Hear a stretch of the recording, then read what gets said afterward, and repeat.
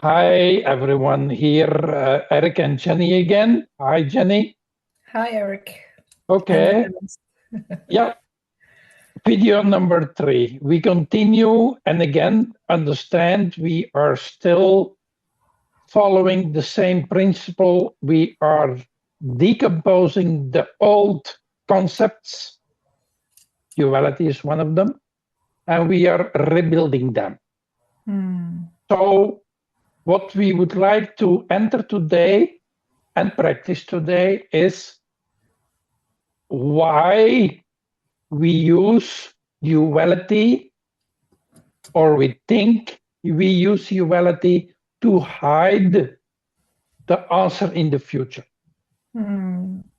But then I have a question about yesterday's or the last video, because we started with the question, the answer, and then the action. But if you have, and then you asked me, so can you have only the answer? And I said no. Or I said yes, one of those. But later you said my answer was wrong. And then I realized when I meet the answer, there is a question as well. Yeah. So 1 and 2 are interchangeable. Yeah, exactly. So we're not there yet, but maybe we can do that exercise maybe later in this meeting. Thank you for the hint. Again, when there is left, there is a right. But there is no specific preferred order.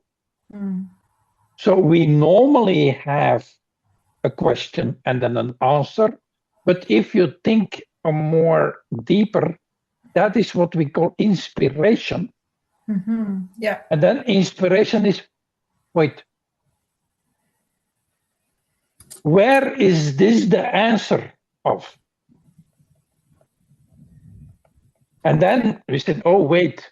Oh, yeah, that's a good idea, because it will answer this question and this question and this question. So it works both ways. And that is what we're going to do to try to prove today also, is both states of mind are there at the same time. And I'm not sure, I was discussing it with my guides, and it said, okay, is this the same vibration? I have some issues there. But I said, these question and answer are the same vibration or minimal entangled.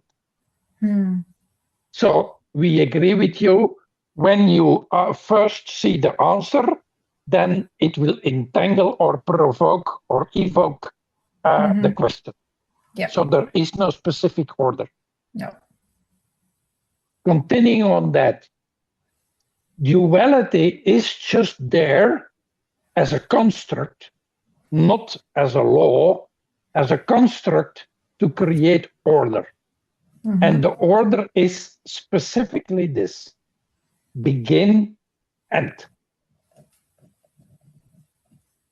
or stop. Yeah. Why? What we call evolving, or what we more even define as learning. In 3D, there is a construct that is specific built to learn things, or, and I will talk about that later, or becoming. Why? We need to understand how manifestation works. How do we know that? How do we learn that? That is like a camera. We take frame by frame, and then we say, oh yes, it begins here at the beginning, and next step, and next step, and next step. So we need what we call for ourselves a logical order. What we call working in also is, then you do this, then you do that, and then you do this, and then you do that, and then you have what you want. For instance, if you have to, can't find the word, it slips my mind to create a car. How do we call that? Create a car. Assemble a car. Frame, window, and that is the main system. That is why 3D is being built, to understand step by step what we call logic. How do we do? So basically, very basically, how do we manifest? So then we cut things into pieces. And then, of course, the beginning is first and the ending is last. Yeah. That's why the answer is in the future. Yeah. Because otherwise it doesn't make sense, the system. We need a sequence. We learn in a sequence in 3D. And that's why 3D is born. Because, and then we say, now I understand. So that means, back to what you said, so the question is at the beginning, but that can be anything. Let's call it more neutral beginning. Then we go through a certain wave or a sequence, and then in the end, we have the solution. But, and that is what we need to understand today, is that in our 3D mind, we think we saw a sequence, but in multidimensionality or in reality or in the God mode, there was no time, no space, no evolution, no change, nothing at all. We just cut in pieces what is undivisible. Yeah. So understand, a 3D is the third dimension, and we would like to change dimension as in perspective. Perspective means I want to look things from this corner. Yeah. So a dimension is nothing that has to do with reality, but that means I want to look it from this way or that way.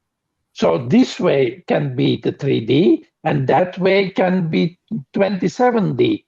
They're all the same for God, so to speak, for source. Yeah. Everything is here and now and will stay. But in order to research and to learn or to become, so Cosmos created a learning device. First, the framework, the 3D framework, what we call space-time, linear time, and that's why time must be linear. If time is not linear, we're screwed. Okay? Then we cannot learn. No. We can know, but we cannot learn. Yeah. So there is knowledge and knowing. Knowledge means sequence by sequence, and knowing means I jump to the answer. Yeah. It's more like one point. Yeah. It's not a process. It's a process. Yeah. So you're creating a process which is not there. Yeah. And that's why the trick or the code 748 works, because what do?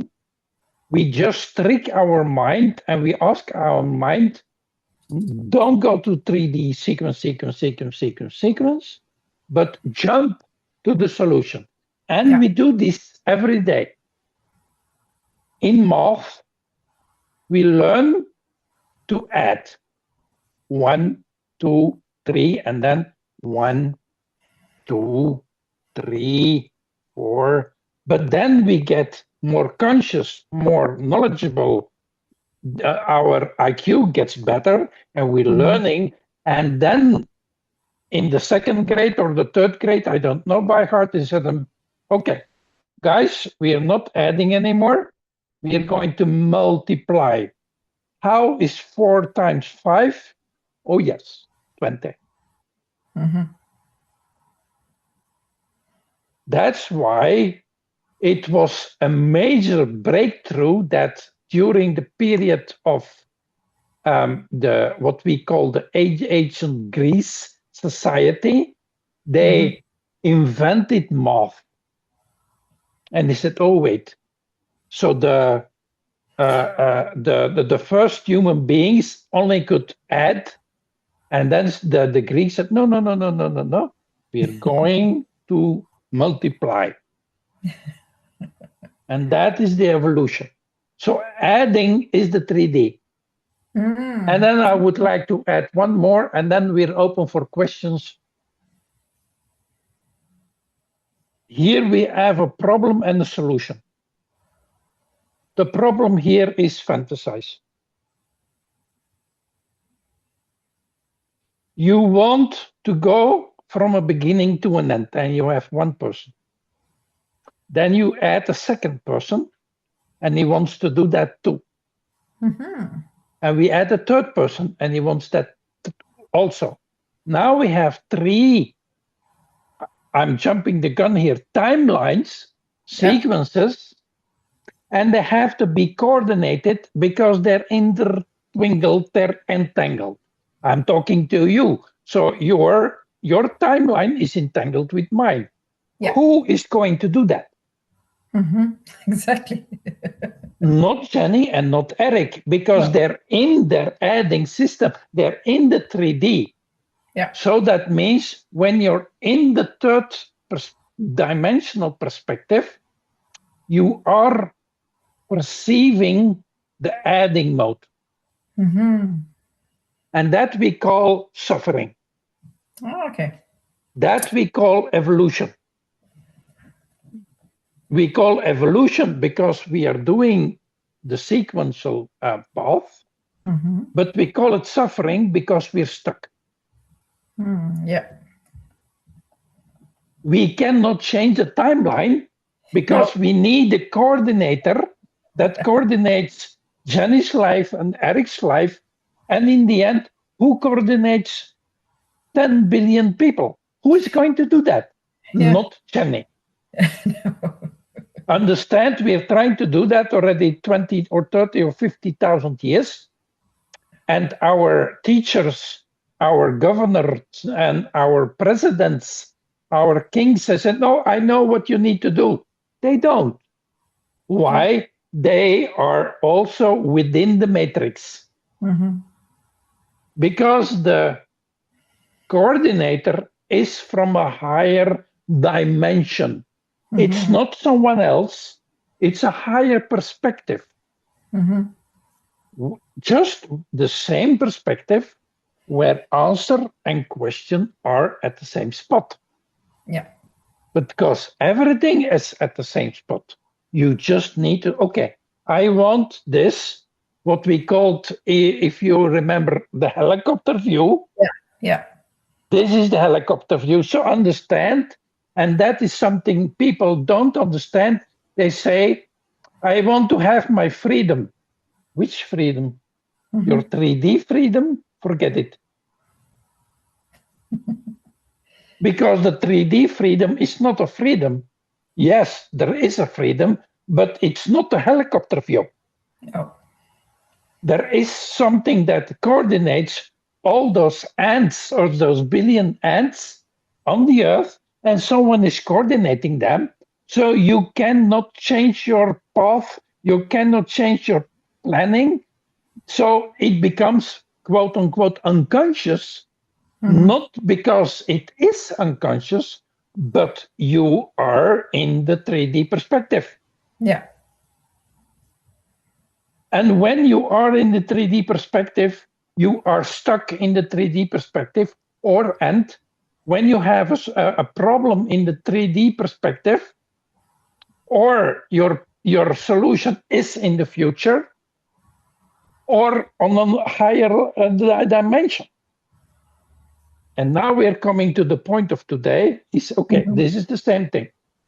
Yeah. Whether we go from beginning to end or end to beginning, we need to understand, and that's I want to repeat it several times if you like, if you allow me, is in what perspective am I looking here?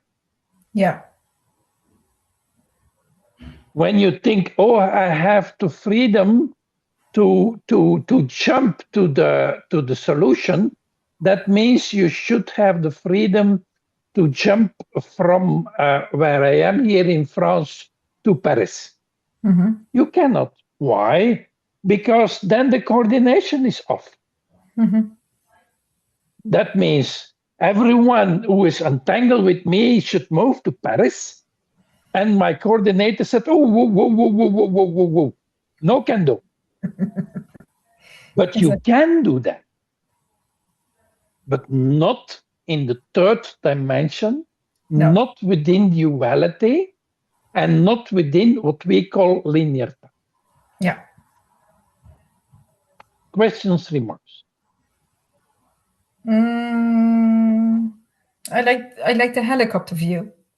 So Yeah. it's a perception and a perspective. I never know how to use them, but there was a very good example of a car, and on this side it was red, on that side it was blue. So the person here was saying the car is red, and here the person was saying no, it's blue, and they were telling the truth. Yeah. But when you just lift your view, the helicopter view, when you just try to, hey, let's explore, then you see the whole picture. Then it's more easy to see. Yeah. I don't want to say the real truth, but it's also a truth. So exactly. So the truth, every truth is dimensional. Yeah. Yeah. And and that's what we're learning here today and the last two sessions is when you want to know the truth, first you need to understand what truth, and here specific, the truth in what dimension, in what perspective. Yeah, exactly. And if you don't understand the third dimensional perspective and you want to do a jump, you cannot jump because you cannot change your body. You cannot change your GPS space-time yet. No, yeah. But it's not written in stone. You have to change your perspective. And again, maybe I forgot to mention that this your mind is the tool that registers 3D. Yeah. So if you want to jump with your mind, you're using the wrong tool on the wrong problem. Yeah. But it's so common to think that the mind is the center of the universe. Mm-hmm. That's where it happens. So that's 3D. Yeah. And what I'm saying is not the full truth, but what I'm trying to emphasize here is I'm now emphasizing and directing the mind as a 3D mind. The mind is not 3D, but we're talking about the 3D mind, which we are using 90 to up to 99% of the day. Yeah. And then we are back to our, because I can throw theory at you and say, yeah. But of course, we need to do that jump. Okay, I have to add one more. Why do we jump and how do we jump? Meditation. Meditation is the basic thing of jumping. For instance, as a proof, I hope, when you have your eyes open and you want to jump to Paris, no can do. But meditation is just this. When I close my eyes and I want to jump to Paris, I can fantasize of it, That's already a plus, but I cannot jump to Paris. But I can do another jump. When I meditate, I close my eyes and I feel myself. And I said, okay, I feel sad now. Just registering. Nothing's going on. And you stay there, and after 2 minutes, you just register your feelings and you feel happy. But between those 2 minutes, nothing happened. Mm-hmm. There was no outer reason to change from sad to happy. That's the trick of meditation. And meditation is just that you realize, hey, my mood changed. So there is a jump. So theoretically, there is a jump available. Mm-hmm. And then I'm jumping again. So that means left and right were both here. Mm-hmm. Happiness and sadness was both here. Mm-hmm. I just turned my head or something. I jumped. And that is the first part of understanding through meditation. Wait, I can jump. Yeah. And this is a tiny baby step, but you can do later a big step if you're very good at meditation. And then you say, I create my own reality, but I'm jumping the gun again. Mm-hmm. So you see, with meditation, which we're going to do right in a few minutes, then we understand, wait, I can trick my mind and I can jump to the answer of my problem. Mm-hmm. And I did a jump. Mm-hmm. So you are opening a space that before, with the wrong information, with the wrong definition of duality, you thought it was closed. Because of your sequential thinking that we are used to do. Mm-hmm. You said, no, don't do that anymore. So meditate means you close your eyes or you open them, but you transcend or you silence your mind and you register, wait, I can change my mood when I like to. Mm. So that means jumping is possible and reality is not a fixed thing. Yeah. That's why we're building up. Mm. We are decomposing the old world of everything is fixed up to I can create my reality in baby steps. Yeah. First, you decompose the theory, and then you allow the other one, and we are going to practice it.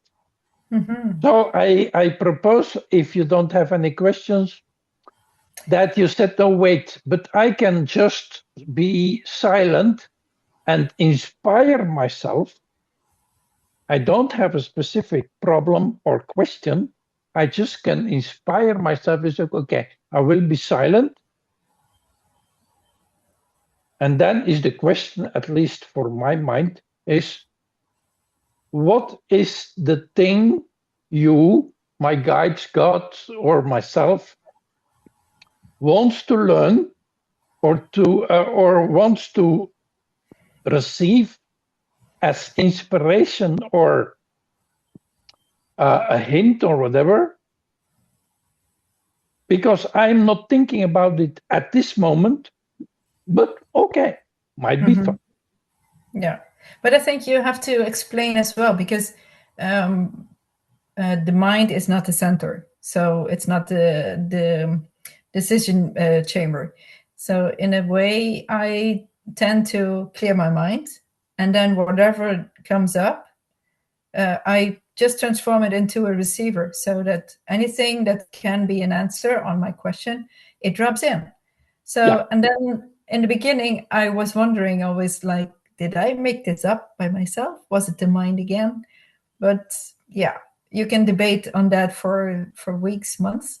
But in a way, whatever comes through, even if it's your mind telling you that, it's always a divine idea. So it came to you. It came to you as well. So it doesn't matter. To sum up, our mind is like a computer that collects information. It's a camera for our eyes. It's a recorder for our ears, and whatever you call it for our smell and taste and touch. Yeah. So call your mind, your 3D mind, as a chip or a receiver that gets input and tries to order it in a sequence. Because he's used to, okay, I will try to order that. And often, everybody knows that you see something and you try to put it in your database and you said, okay, I will put it there. But does it belong there?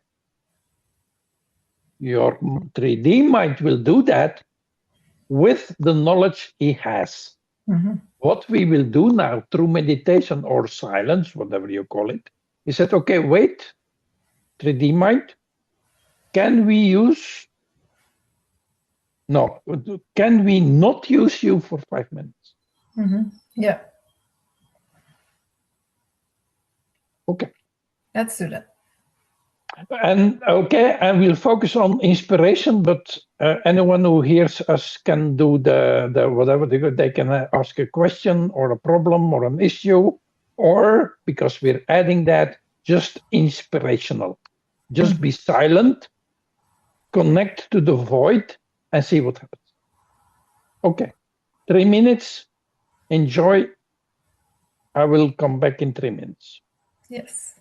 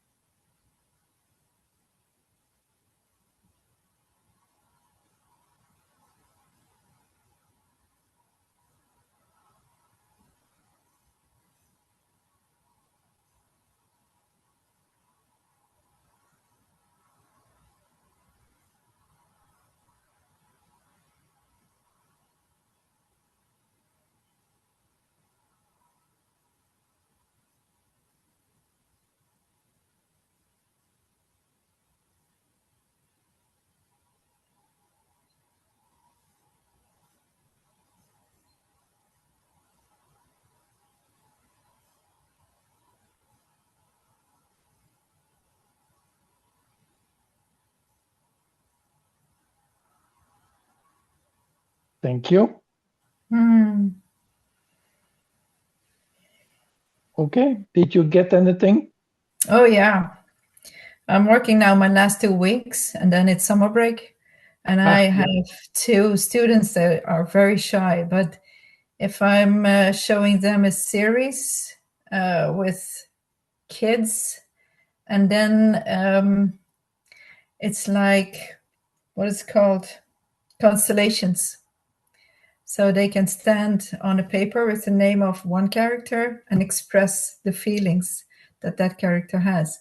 And then they get to switch to the other character and tell what feelings they have. So, yeah, inspiration. Yeah, exactly. That is a small jumping procedure. Yeah. Yeah. Yeah. I got nothing much, but they said, okay, if you do that and you don't have a specific question and you only are focusing on answers, so you're focusing on either inspiration, synchronicity, serendipity. So that means you allow things to come to you, and we have several names for that. Yeah. And that is what we call, I conclude, what we call the 3D lower self and the multidimensional higher self. You can switch that to question and answer, but it doesn't matter. That means drop as many as concepts and belief systems if you can, and allow your mind to open up doors. That's the only thing we ask. Yeah.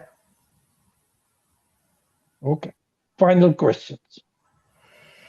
You said something about create your own reality, and then it was like, is it like something happens and there are 2 people seeing it happen? They are observing it, and they watched exact the same thing happening. And the one says, "Oh my God, that's so amazing," and the other one says, "No, that's so dreadful."